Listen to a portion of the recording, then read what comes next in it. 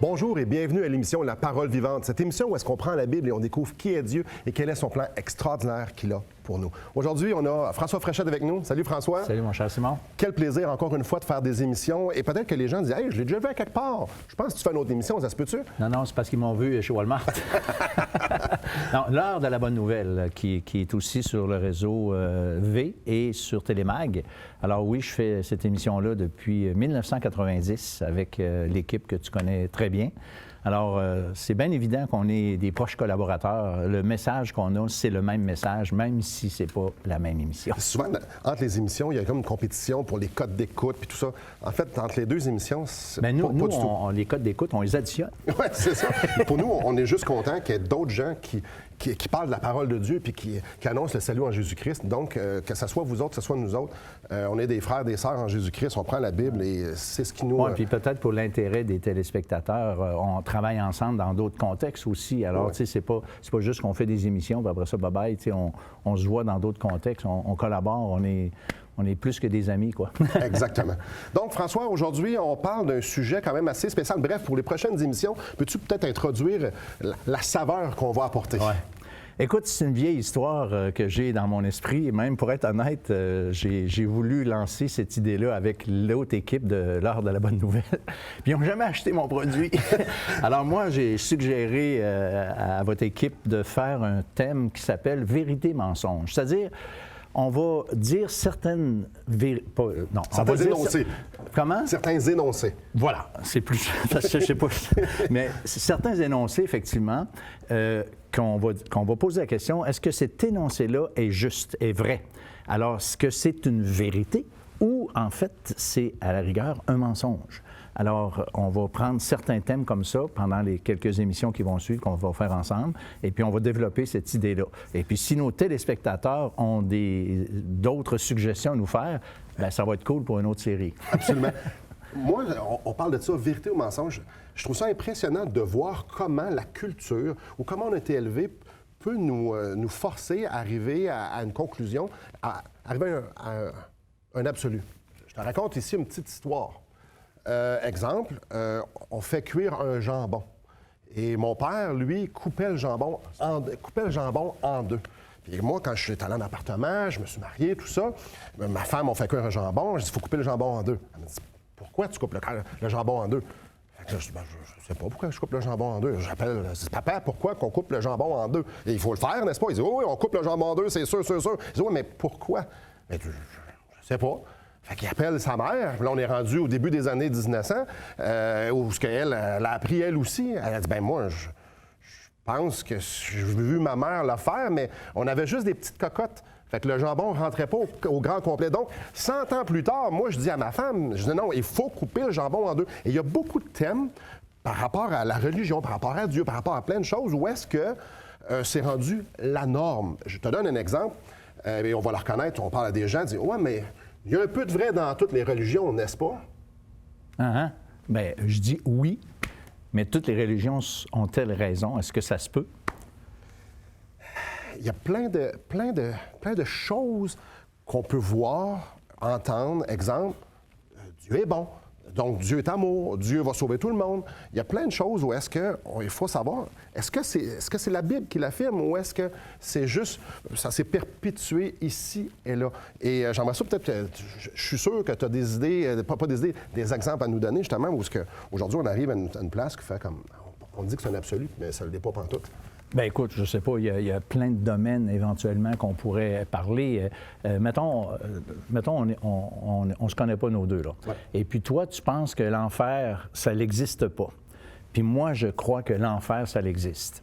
On s'entend-tu, Simon, qu'un de nos deux est dans la confusion et dans l'erreur? C'est sûr. Parce que ça se peut pas. Alors, le relativisme, c'est-à-dire chacun a sa vérité, on n'est pas là du tout, du tout. Par contre, aujourd'hui, la question, c'est, à la fin, est-ce qu'on va tous aller au ciel? On va tous aller au ciel? Parce que moi, je ne suis pas un gros amateur de films, mais j'aime bien écouter des films. Et puis, j'haïs ça quand ça finit mal. Parce que j'aime mieux les films classiques d'Hollywood qui vont nous faire une belle histoire, puis ils vécurent heureux, ils ont beaucoup d'enfants. Moi, je trouve ça cool. Tu sais, je viens de réécouter récemment le Titanic. Ça finit tellement mal. Eh oui, écoute... Et le bateau, il coule, puis le gars, il meurt. Tu comprends? C'est malaisant. On n'est pas habitué à ça. On ne veut pas qu'il arrive de mauvaises choses aux bonnes personnes. C'est ça. Puis moi, j'ai un autre film, je me rappelle même plus le titre, mais c'est pathétique, c'est triste à mort, à pleurer. C'est un gars qui est handicapé suite à un accident. Le gars, il veut mourir vraiment. Il va aller en Suisse pour éventuellement se faire euthanasier. Puis il y a une fille qui est engagée pour travailler, pour l'aider, tu sais, comme soutien. Et puis la fille, elle est cute, là, c'est comme pas possible. Elle est mignonne comme tout. Et puis elle veut le gagner, elle tombe vraiment en amour avec lui. Mais le gars, finalement, il se tue quand même. Il va jusqu'à, tu sais... Écoute, ça finit mal, mais ça n'a pas de bon sens. Alors, en nous, là, l'être humain, on veut toujours que ça finisse bien. Puis c'est correct, tu sais, je veux dire, tu as des enfants, tu veux-tu que ça vire au cauchemar? Non, c'est ça. Il y a quelque chose en nous qui veut que ça finisse bien, mais notre rêve n'est pas réalité. C'est dangereux d'écouter juste nos sentiments.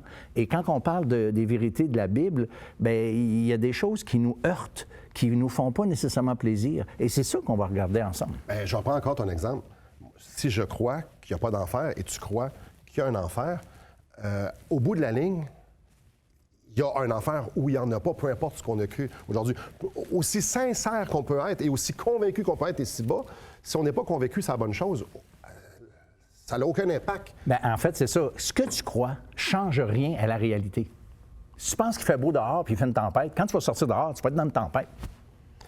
Donc, c'est important de prendre peut-être un petit pas de recul sur ce que nous, on pense, ce que nous, on est convaincus. Oser se remettre en question. Oser se remettre en question. Et c'est un peu ça, les prochaines émissions, en fait, principalement aujourd'hui, qu'on va regarder, dire peut-être qu'il y a des choses il y a des absolus, peut-être qu'il y a des choses qu'on croit que c'est vrai, mais finalement, c'est faux. Oser se remettre en question. Parce que des fois, on peut être borné, des fois, on perpétue des choses qui sont fausses, parfois, on comprend mal. J'aimerais vous inviter à la maison qu'on prenne un peu de recul.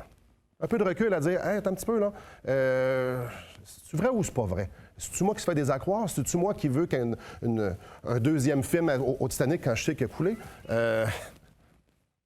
On va regarder ça. Restez avec nous, puis après la pause, on va regarder un texte qui va nous pointer que le relativisme, c'est pas trop dans la Bible. Il y a vraiment un absolu. La Bible est exclusive. Et on va développer un petit peu là-dessus après la pause. Donc, restez avec nous.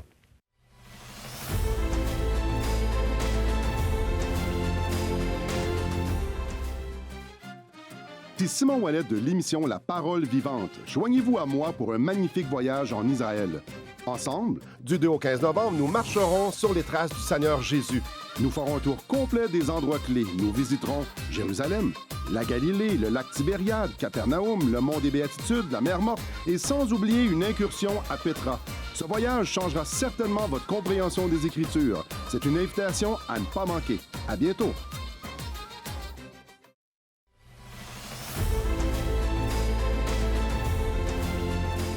Bonjour à vous à la maison. François, vérité, mensonge. Tantôt, on a parlé qu'il y a beaucoup de choses qui circulent, beaucoup de choses qui se perpétuent, des choses qu'on croit, des choses qu'on se fait croire, des choses qu'on aime croire, qui peut-être ne sont pas nécessairement vraies. Et une des choses, tantôt, en quittant, juste avant la pause, j'ai dit exclusif, et là, je rajoute inclusif. Inclusif, ça veut dire tout le monde, regarde, on veut que tout le monde soit ensemble. Tout ça, exclusif, c'est juste vous autres, cette catégorie-là. Et aujourd'hui, ça, c'est pas populaire du tout, surtout lorsqu'on parle de Dieu. Exclusif, ça veut dire un certain nombre de personnes. Inclusif, c'est tout le monde. Tout le monde. Donc, est-ce que tout le monde va au ciel, au bout de la ligne? Ça, c'est la question à 59,95 en spécial chez Walmart. Voilà. Mais il n'y en a plus. Il y a une rupture de stock. Mais sérieusement, je répète ce que j'ai dit tantôt, il y a quelque chose d'inné en nous qui veut ça. Et puis, Michel Polnareff, un Français, pour ceux qui ont un certain âge ou un âge certain, se rappelle sans doute d'une chanson qu'il a écrite, en tout cas, il l'a chantée, qui a été très populaire dans les années 60.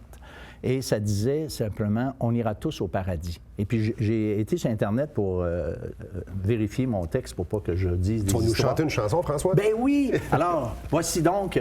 Non, je vais en la grande lire. primeur, à la parole vivante. Parce que ça aidera pas les codes d'écoute, je te le promets. Alors, il dit simplement « On ira tous au paradis, même moi. Qu'on soit béni, qu'on soit maudit, on ira. Toutes les bonnes sœurs et tous les voleurs, toutes les brebis, tous les bandits, on ira tous au paradis. » Et ça continue comme ça tout le long de cette chanson-là. Et je me rappelle que moi, là, j'aimais fredonner cette chanson-là. Puis pour de vrai, à l'époque, je connaissais pas la Bible, j'haïssais pas ça, cette idée-là, moi. Parce que, tu sais, Dieu, il est bon, fait qu'il nous aime bien. Moi, en tout cas, j'ai toujours cru que Dieu nous aimait. Alors, ça me réconfortait.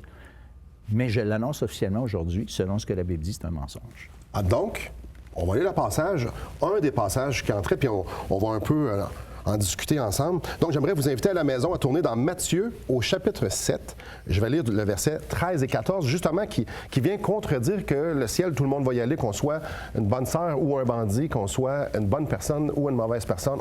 On est inclusif, tout le monde, regarde, tout le monde est là. Le passage qu'on va lire nous démontre tout à fait le contraire. Donc, allons-y. Matthieu, chapitre 7, verset 13. « Entrez par la porte étroite, car large est la porte, spacieux le chemin qui mène à la perdition. Il y en a beaucoup qui entrent par là, mais étroite est la porte. Resserrez le chemin qui mène à la vie. Il y en a peu qui les trouvent. » C'est quelque chose. Donc, on imagine ça, il y a deux chemins. Il y a un petit chemin, un petit sentier et il y a une grande autoroute. La grande autoroute mène, ce que la Bible nous enseigne, à la mort, en enfer. Mais la grande majorité s'en vont sur ce sens-là. Et il y en a très peu qui vont vouloir aller marcher sur le petit sentier qui mène à la vie. Donc, deux chemins. Un, tout le monde va là. Et l'autre, pas grand monde y va. Ça confirme la parole du Seigneur Jésus. Beaucoup sont appelés, peu sont élus. OK? Puis le chemin est large. Dans ce chemin large-là, Simon, il y a de la place pour toutes les philosophies. Il y a de la place pour toutes les religions. Il y a de la place pour les bonnes sœurs puis les bandits. Tu comprends? Si je reprends la chanson de Paul Naref. Alors, le point essentiel de ce que Jésus dit, c'est exactement pas ça. D'ailleurs, en passant, si Jésus, ils l'ont crucifié, bien, ça fait partie des raisons, hein, parce que lui, il était drastique, il disait des choses qui ne plaisaient pas. Et quand mettons, toi, tu me dis des choses, tu n'arrêtes pas de me dire des choses qui ne me plaisent pas, bien, écoute, je pourrais vouloir te tuer, ce que je ne ferai pas, je t'aime bien, mais je pourrais aussi dire, écoute, bonsoir, moi, je ferme la porte, moi, je passe à un autre appel, je t'écoute plus. Alors, il y a quelque chose en nous qui n'aime pas ça, l'exclusivité. Puis quand on parle des bandits puis les bonnes sœurs, si je peux reprendre cette idée, c'est que c'est pas vrai qu'un bandit n'ira pas au ciel. Parce que le bandit, s'il reste bandit, il va pas aller au ciel. Ouais. Si le bandit, comme moi, je ne suis pas un bandit de grand chemin, mais j'étais pas correct. Ouais. Et je me suis converti et là, je suis devenu un candidat pour le ciel. J'étais sur la route large et là, en 1973, ça fait comme un petit bout. 47 ans, maintenant? 46, 47. En tout cas, ça fait comme... Oui, je suis très, très vieux. J'ai 88 ans. Hein? Bien sonné. Alors, je me suis converti et j'ai littéralement changé de chemin. Et j'ai répondu, pour ainsi dire, à l'appel du Christ qui a dit « Venez à moi, ou entrez par la porte étroite ». J'ai été interpellé et je suis entré. Donc, j'étais un candidat pour l'enfer et je suis devenu un candidat pour le ciel, mais pas parce que je suis devenu un bon gars, mais parce que Christ est mort pour moi. Ça, c'est... On va y revenir. Ouais. Mais c'est hyper pertinent. Ce que j'aimerais qu'on puisse discuter un peu, c'est sur le chemin large. Tu ne sais pas nécessairement que tu es sur ce chemin large-là. Parce que tout le monde est sur ce chemin large-là. Et là, exemple, les pharisiens. Les pharisiens que Jésus leur dit clairement encore et encore et encore, il les traite d'hypocrites. En dedans, ils sont morts, puis à l'extérieur, il y a des beaux vêtements, il y a des belles paroles, il y a des belles prières, puis en dedans, il n'y a aucune vie. Ils sont sur ce chemin-là, convaincus qu'ils sont dans la bonne voie.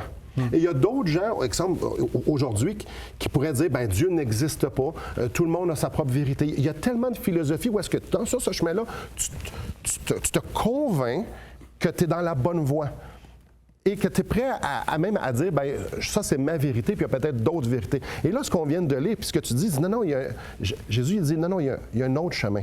Je suis le chemin, la vérité et la vie. Nul ne vient au Père que par moi. Donc, il y a un chemin exclusif. Et ça, c'est un petit chemin. Le chemin où est-ce que ça prend, oui, une repentance, et oui aussi, le chemin qui ça dit, bien, je vais faire la volonté de Dieu. Je vais me soumettre à qui Dieu est et qu'est-ce qu'il demande. Mais c'est fascinant. Ça prend une grosse réalisation de dire, je suis peut-être pas sur le bon chemin, François.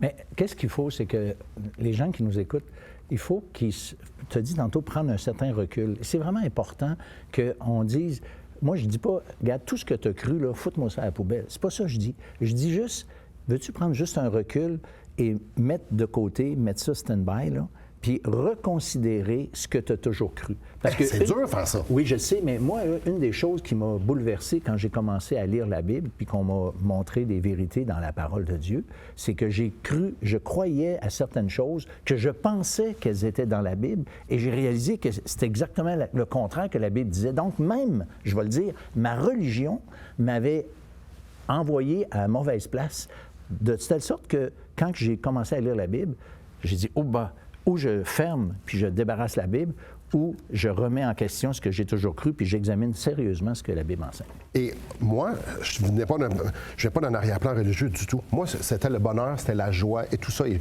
je cherchais, bref, je ne cherchais pas Dieu. Je n'étais pas religieux, je ne voulais rien savoir. Pour moi, c'était juste avoir du bon temps aujourd'hui. Et on m'a présenté la Bible. Attends un petit peu, là, ton bonheur aujourd'hui, il n'est pas renouvelable. Il faut que tu continues, puis c'est pas éternel. Et la fin de ça, tu es sur un chemin large. Là. Tu vis pour toi. La fin de ça, ça va être une éternité loin du bonheur et loin de la joie. Là, je fais, wow, attends un petit peu. Là j'ai calculé, j'ai dit, attends un peu, ma vie ici, je vais peut-être avoir quelques joies qui vont toujours être renouvelées. Puis je vais finir dans un endroit où est-ce que ça va être terrible pour le restant de ma vie. C'est exactement le contraire que tu cherchais. C'est exactement ce que c'est ça, exactement le contraire. J'ai pris un temps de recul. Tu as pris un temps de recul de dire, attends un petit peu, là, est-ce que je suis prêt à remettre en question ce que je crois, ce qu'on m'a enseigné, tout mon bagage pour que je puisse me faire enseigner par la parole de Dieu. Et la parole de Dieu nous dit clairement que Dieu, son chemin est exclusif à un certain nombre de personnes. Nul ne vient au Père que par moi. Il faut prendre le chemin que Jésus nous pointe. Et on va voir ça après la pause. Mais avant d'aller à la pause, j'aimerais vous faire un cadeau, le livre « Destination finale » de Marc Haïl. Bref, tout ce que vous avez à faire, c'est de nous appeler, vous communiquer avec nous par Internet, de dire « J'aimerais avoir le livre que Simon nous a offert. » On va vous l'envoyer chez vous tout à fait gratuitement. Mais pourquoi vous aimeriez avoir ce livre-là? Parce que justement, Marc Haïl prend la parole de Dieu et dresse le portrait de ce que Dieu veut pour nous. Bref, pourquoi on est ici? Où est-ce qu'on s'en va après la mort? Le plan de Dieu pour chacun d'entre nous est expliqué par cet homme dans ce livre-là et on aimerait que vous puissiez l'avoir entre les mains et le lire. Donc, juste à communiquer avec nous et vous allez l'avoir. Après la pause, justement, vers quel chemin Jésus nous pointait, leur pointait et nous pointait? On voit ça après la pause. Restez avec nous. Depuis maintenant 15 ans, nous avons l'immense privilège d'annoncer la bonne nouvelle de Jésus-Christ. Par la grâce de Dieu, nous avons fait plus de 500 émissions, distribué gratuitement des milliers de livres et que dire des centaines de personnes qui ont répondu par la foi à l'appel de Jésus. Aujourd'hui, nous aimerions inviter ceux qui ont reçu cette bonne nouvelle à faire équipe avec nous. Aimeriez-vous avoir un impact dans la francophonie pour l'Évangile? Joignez notre équipe en participant financièrement à la production de l'émission et en nous permettant de continuer à offrir de la littérature gratuitement à ceux qui sont ouverts à l'Évangile. Contactez-nous. Il nous fera plaisir de vous partager comment vos prières et vos dons peuvent faire la différence.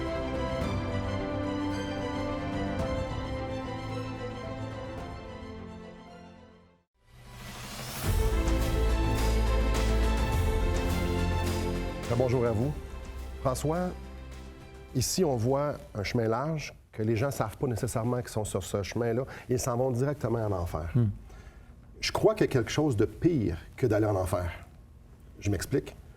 Aller en enfer en pensant que tu t'en vas rencontrer Dieu. Ouais. Tu penses que tu t'en vas au paradis, puis quand c'est rendu l'heure de la rencontre, c'est pas là que tu t'en vas. Et dans le même passage où est-ce que Jésus enseigne sur ces deux chemins-là, il donne justement ici cet exemple-là qui devrait nous interpeller. Donc, toujours au chapitre 7 de Matthieu, au verset 21. Ceux qui me disent « Seigneur, Seigneur » n'entreront pas tous dans le royaume des cieux, mais seulement celui qui fait la volonté de mon Père qui est dans les cieux. Plusieurs me diront à ce jour-là, « Seigneur, Seigneur, n'avons-nous pas prophétisé par ton nom? N'avons-nous pas chassé des démons par ton nom? Et n'avons-nous pas fait beaucoup de miracles par ton nom? » Alors je leur dirai ouvertement, « Je ne vous ai jamais connus. Retirez-vous de moi, vous qui commettez l'iniquité. » Ces gens-là étaient religieux, ces gens-là ont fait des choses extraordinaires, ces gens-là avaient l'impression de servir Dieu, et alors que c'est la fin, ils se sont dit, non, non, allez-vous-en, je ne vous connais pas. Donc, on ne peut pas avoir le meilleur exemple de dire, je suis sur l'autoroute de la mort et je pense que je suis sur l'autoroute de la vie. Bien, il y en a beaucoup qui sont dans cet état-là. Tu sais, je veux dire, plein de gens religieux sont sur l'autoroute de l'enfer. Et Jésus ici souligne quelque chose d'important, c'est qu'en fait, il dit, moi, là, je vous connais pas. Ça veut dire qu'il n'y a pas eu de relation d'établie entre lui et ces gens-là.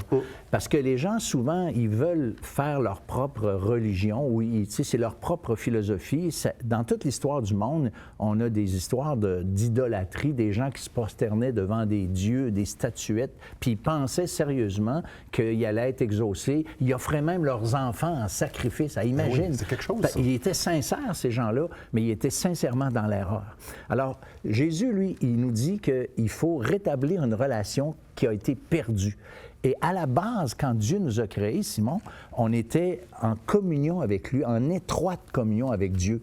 Et le péché, on a décidé de faire à notre tête, de vivre notre vie comme on le voulait, comme moi j'aime beaucoup à dire, boire son lait quand ça nous plaît. Oui. Dans le sens, regarde, je bois mon lait, moi, quand ça me plaît. C'est mon affaire, c'est pas la tienne. Alors, on veut pas que Dieu dirige notre vie. Fait qu'on a fait éclater cette relation-là. Alors, le Christ, lui, il vient à nous, il nous tend la main et il nous dit, là, je veux rétablir cette relation. T'as foutu le camp, t'as claqué la porte en ce qui concerne la relation que je voulais avoir avec toi. Et maintenant, je t'invite à revenir, renouer cette communion-là. Et non seulement il veut qu'on fasse ça, mais tu comprends que le problème, c'est que j'ai un dossier judiciaire. Et entre les deux, avant que je puisse faire ça avec Dieu, on pourrait dessiner une croix où là, le Seigneur Jésus, mourant pour nos péchés, nous ouvre cette porte-là, nous règle notre passé et fait en sorte qu'on peut rétablir cette communion avec lui. Alors, tu comprends que ces gens religieux n'avaient pas rétabli cette communion avec lui. Et il y a plein de gens, sans doute, qui nous écoutent, qui sont religieux, qui aiment Dieu, qui vont prier régulièrement, mais qui n'ont pas nécessairement rétabli. Puis moi, je trouve ça, mais franchement, dramatique de penser, comme j'ai déjà illustré, aller en enfer avec une Bible en dessous du bras. Ouais. C'est connaissant plein de vérités de la parole de Dieu, mais n'ayant pas personnellement fait l'expérience de la conversion. Et Jésus a dit dans Luc chapitre 13, « Si vous ne vous convertissez, vous périrez tous également. » Alors c'est solennel, c'est extrêmement solennel, Simon. Et une des illustrations qu'on peut voir de ça, c'est dans Jean 3. Jean 3, Nicodème. Quelqu'un de religieux. Extrêmement religieux, s'en va voir Jésus. Et Jésus lui dit, au verset 3 du chapitre 3 de Jean, « En vérité, je te le dis, si un homme ne naît de nouveau, il ne peut voir le royaume de Dieu. » Encore cet aspect-là d'exclusivité. Puis là, Nicodème lui dit, « Ouais, mais moi, je veux. Tu dois naître de nouveau. Tu dois reconnaître que tu es dans le mauvais chemin et que tu as besoin d'avoir un sauveur. » Et ça donne bien. Jésus, il dit, « Je suis venu sauver ce qui était perdu. » Donc, tu reconnais, tu prends un pas de recul, tu dis, « J'ai besoin d'un sauveur. » Et Jésus est la personne, comme tu l'as si bien mentionné, c'est la personne désignée par Dieu pour pouvoir venir nous sauver. Et la croix en est la preuve. Donc, moi, je suis supposé d'être séparé de Dieu pour l'éternité. Et Jésus dit, moi, je vais prendre cette séparation-là. Veux-tu croire que je suis venu ici sur cette terre pour prendre cette séparation-là? Veux-tu changer de chemin? Veux-tu me suivre? Veux-tu qu'on passe l'éternité ensemble? Crois ça, c'est vrai. C'est bon pour les gens religieux, puis c'est bon pour les bandits.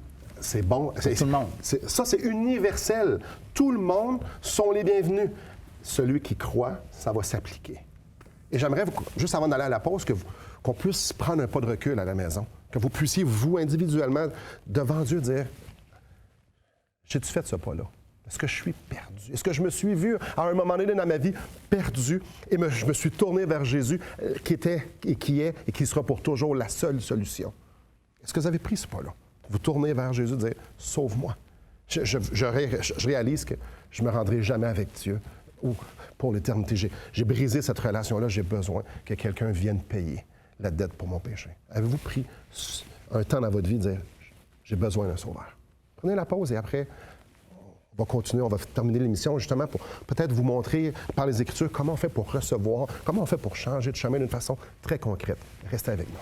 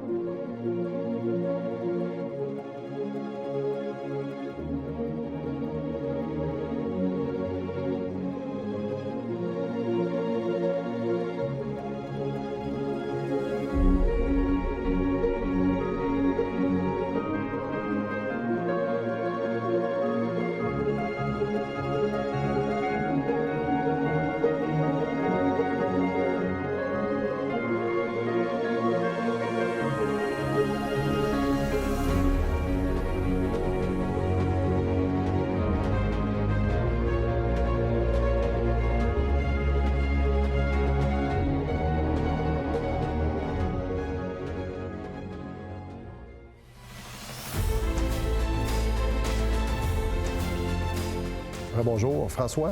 Est-ce que c'est possible de savoir si nous sommes sauvés, si nous sommes pardonnés de nos péchés? Bien, c'est très possible parce que l'apôtre Jean dit « Je vous ai dit ces choses afin que vous sachiez que vous avez la vie éternelle, vous qui croyez au nom du Fils de Dieu. » Le problème, c'est qu'il y en a qui pensent avoir la vie éternelle, aller au ciel, mais basé sur quelque chose qui est faux, un mensonge. Et il y a plusieurs années, j'ai rencontré, cogné à la porte, en fait, il avait demandé, suite à une émission, il avait demandé de la documentation, c'est moi-même qui avait été porté, et je me suis retrouvé devant quelqu'un de très connu, un homme religieux, et qui avait même des émissions à la radio pendant des années. Et puis, il m'a fait rentrer, puis il appréciait beaucoup les émissions, blablabla. Alors, à un moment donné, je m'assois, puis bon, on discute. Et là, finalement, je retourne le voir un peu plus tard, quelques semaines plus tard. Je reviens parce que j'avais eu vraiment un bon temps avec lui. On partageait beaucoup de choses, on était d'accord. En tout cas, c'était génial. Et là, à un moment donné, il me dit, tu sais, que tout le monde va être sauvé. Et là, j'ai dit, comment ça? Bien, il dit, Jésus est mort pour tout le monde. Alors, tout le monde va être sauvé. Puis c'est un monsieur qui avait la réputation d'être très, très positif. Alors moi, j'ai dit non, je ne crois pas ça. Et là, j'y montre dans la Bible ce qu'il en est. Il s'est levé, il s'est approché de l'entrée, il m'a donné mon manteau, puis il m'a dit au revoir. Drette là. C'est triste. Hey, c'est capoté. Fait que voilà. Lui qui était une voix. Il était la voix très positive pour venir aller au ciel, mais son message, c'est que tout le monde va aller au ciel. La Bible nous dit, je reprends le même passage que tu as lu dans 1 Jean, chapitre 5, verset 13, « Je vous ai écrit ces choses afin que vous sachiez que vous avez la vie éternelle, vous qui croyez au nom du Fils de Dieu. » C'est par la foi. Quiconque invoquera le nom du Seigneur sera sauvé. Et ma question d'avant la pause et ma question maintenant, c'est, avez-vous fait ce pas de foi-là? Dire, en moi, je m'en vais loin de Dieu, je m'en vais en enfer. Mais avec Christ, à cause de ce qu'il a fait, mort, ressuscité, je peux être réconcilié avec Dieu. Seigneur, sauve-moi. Vous faites ce pas de foi-là, vous pouvez le faire maintenant. Merci beaucoup, François. Au plaisir. Merci à vous et que le Seigneur vous bénisse.